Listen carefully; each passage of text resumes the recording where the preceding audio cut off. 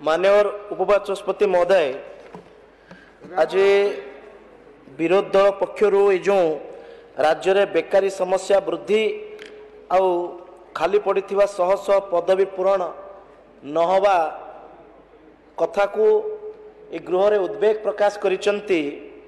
अनेक वरिष्ठ सदस्य माने विषय रे निजर मत रखिचंती एवं कथा छଳରେ कहिचंती। विशेष भाव रे मान्य वरिष्ठ सदस्य कहते एवं उद्वेग मध्य प्रकाश करुले कि 2 लाख सरकारी पदवी खाली अच्छी एवं यही मर्मरे ओडिशा सरकार कहिचंती वर्तमान सरकार जनसाधारण को कथा दे कथा मध्य रखिचंती। तार प्रथम सोपान मध्य आरंभ कर सारचंती कि विगत 24 वर्ष भितरे 2 लाख पदवी पूरण करबा पई जो माने असमर्थ जो माने पदक्षेप विहीन कार्य करुथिले तांको प्रथम चापुड़ा ये सरकार मारिची। 5 वर्ष रे 1,65,000 चाकरी देकी ये जो पदक्षेप ग्रहण करा जाइची सेति पई ये तांकर उत्तर मध्य से माने पाई जाइचंती। विशेष भाव रे से कहउथिले कि आपण 2,05,000 केबे करिवे। अरे आपण तो 24 वर्ष रे करि पारले नाही आमे 5 वर्ष रे आपात 1.5 लाख करिकि देखैबो। आपण बसी थांतो आमे करिकि मध्य देखैबो। विशेष भाव रे एठी से उद्वेग प्रकाश करुतले कि 41 भाग युवक अछंती जो माने बेरोजगार अछंती।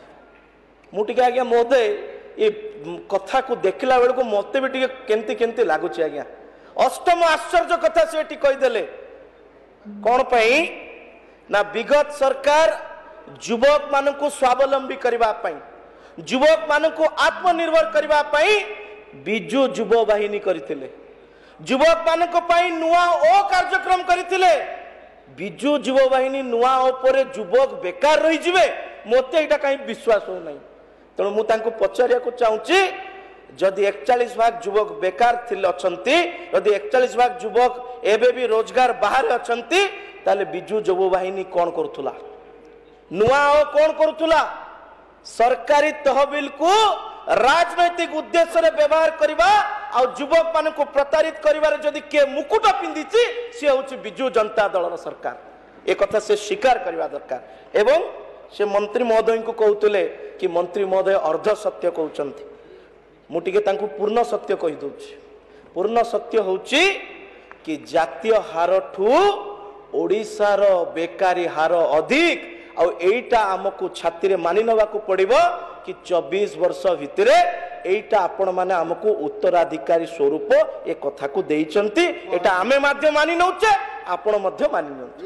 विशेष भाव रे एठी मोर पूर्व उपहार एवं ओडिसा वासी को उपहास मध्य विशेष भाव रे मोर पूर्वतन वक्ता कहउतले कि जो भलिया भाव रे अर्थ विभाग रो रिजोल्यूशन को 5/8 रे अगस्त 5 तारिख दिन निर्देश दिया जाइछि एवं जदि तार विभाग को मु देखिबी 23-24 कथा छाड़ी कि केवल 24-25 को देखिबी ओपीएससी रे 4,795 पदवी ओडब्ल्यूएससी रे 3,977 एवं ओट्रिपलएससी पई 12,646 पदवी पूर्ण करबा पई विभाग को निर्देश दिया जाइछि। जदि याकु सर्वमोट देखा जिवो ताले ओपीएससी रे 14,000 रु अधिक ओडब्ल्यूएससी रे 12,000 रु अधिक एवं ओट्रिपलएससी रे 24,000 रु अधिक पदवी पई विभाग सरकार को पक्षरु विभाग को निर्देश दिया जाई सरिछि जहाकी आम सरकार प्रतिबद्धता को परिलक्षित करुछि। विशेष भाव रे जानी से सुनी पारिबे नहीं। विशेष भाव रे ओडिसा रे जो संस्कार कथा कहा जाउछि एठी अनेक सदस्य माने अछंती मो सहित एकमत हेबे को भलिया भाव रे ओट्रिपलएससी एग्जाम रो प्रश्न लीक हेतिला एटा कहा समय रे लीक हेतिला। ओट्रिपलएससी एग्जाम बेले को चाकरी बिक्री हला एटा कहा सरकार समय रे हला को राकेट काम करूथुला।